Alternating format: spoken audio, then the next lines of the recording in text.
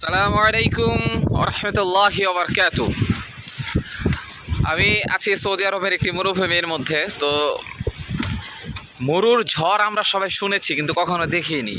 তো এটা হচ্ছে মরুর ঝড়ের একটা অংশ।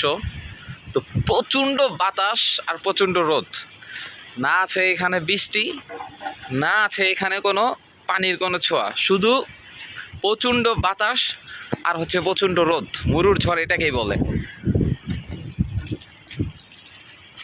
আর চারোদিকে আপনি যেদিকেই তাকাবেন শুধু দেখতে পারবেন বালু আর বালু।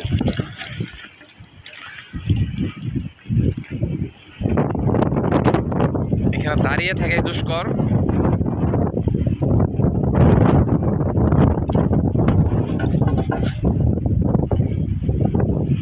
আর আমি যে জায়গাটির মধ্যে রয়েছি এটি হচ্ছে মরুভূমিকে সৌদি আরবদের সবচেয়ে বিলাসবহুল জায়গা, অর্থাৎ ইস্তেরা। সৌদিরা তাদের মরুভূমির মাঝখানে বা নির্জন জায়গায় তারা একটা করে ইস্তেরা করে, অর্থাৎ বিশ্রামাগার করে, যেখানে গিয়ে তারা আড্ডা দেয়, অর্থাৎ আইয়াসী জীবন যেটাকে বলে তারা সেটাকে করে আর কি।